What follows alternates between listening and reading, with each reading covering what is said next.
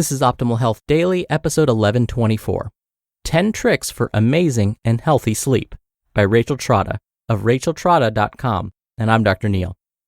Welcome back to Optimal Health Daily, or welcome for the first time if you're new here. This is the podcast where I act as your very own personal narrator and read to you from some of the most popular health and fitness blogs online. And today's topic is so appropriate right now. During this time of COVID-19, many are reporting that they're experiencing sleep difficulties. So let's see if we can improve our quality of sleep by using some of the tips Rachel is about to share.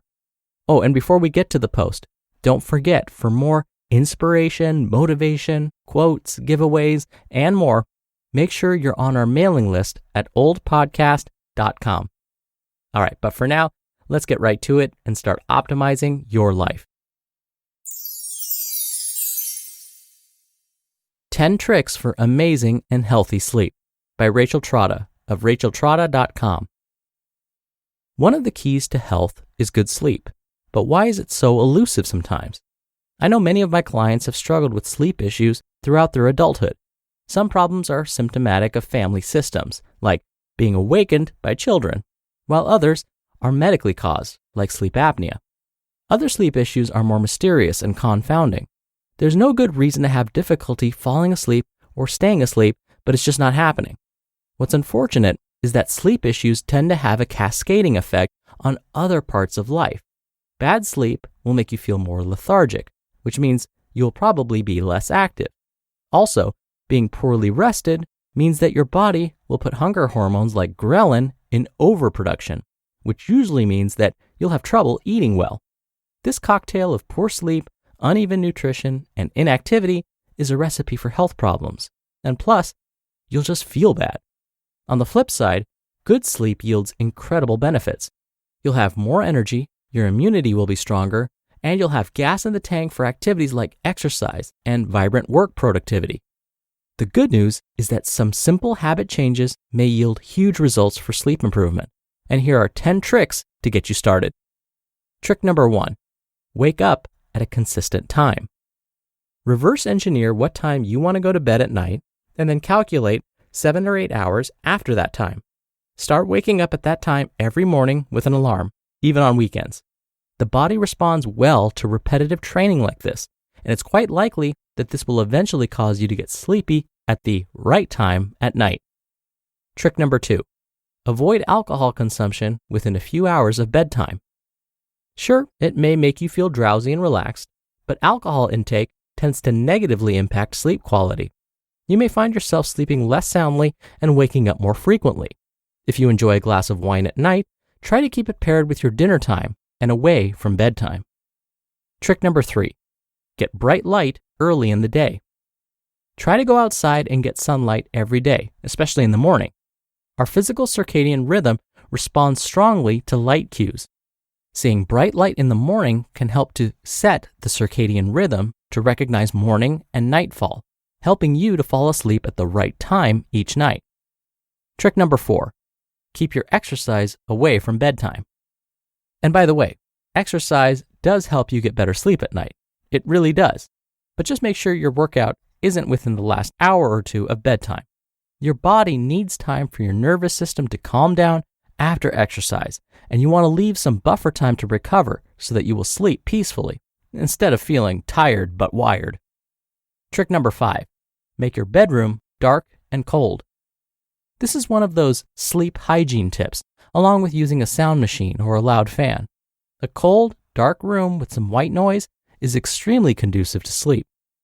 Trick number 6, keep tech out of the bedroom. Addicted to your phone? Keep that and your computer out of the bedroom.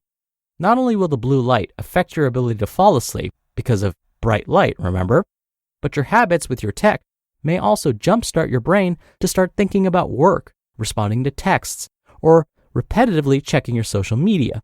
None of these rituals are conducive to sleep. Trick number 7, shower or take a bath a few hours before bed.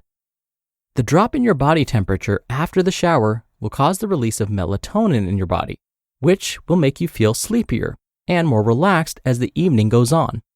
My tip is to eat dinner, then shower, and then relax.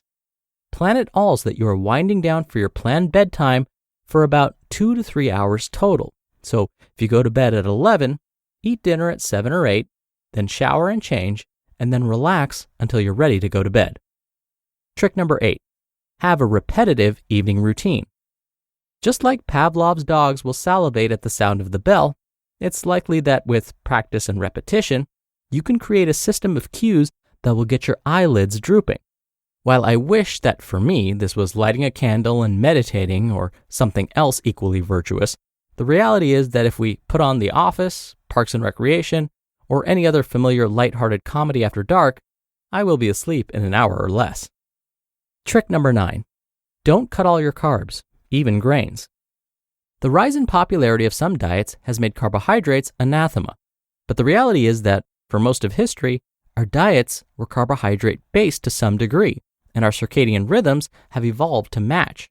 In fact, one of the potential causes of poor sleep is undereating, especially underfueling with carbohydrates in conjunction with vigorous workouts.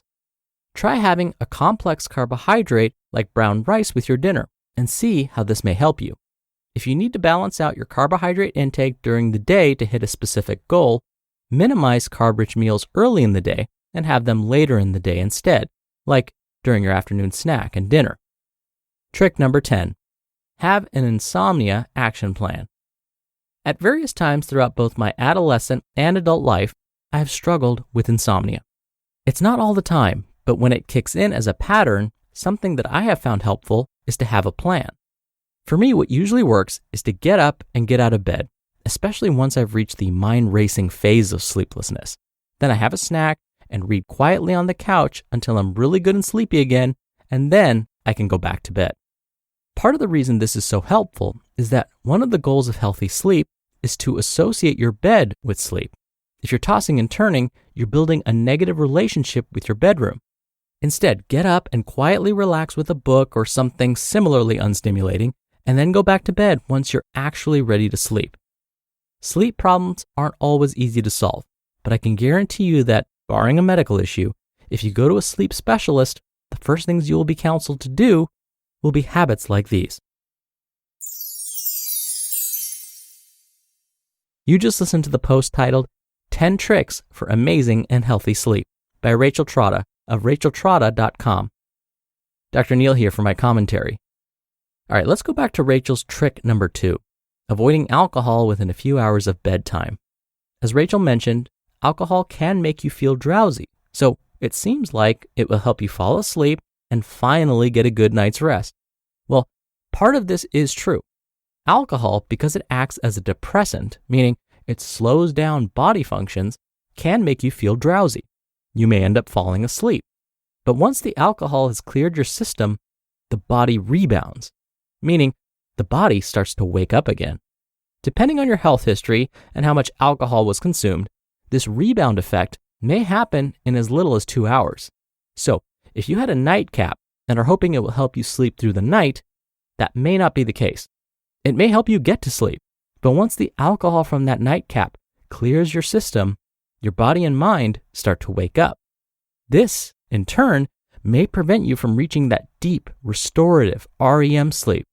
So if you're willing and able, instead of having that nightcap, try one of Rachel's tricks and see if it helps. If that trick doesn't work for you, don't worry. There are still 9 others to try. All right, that's it from me for today. I hope you have a wonderful Tuesday. Thank you so much for listening, and I'll be back here tomorrow as usual. So I'll see you there where your optimal life awaits.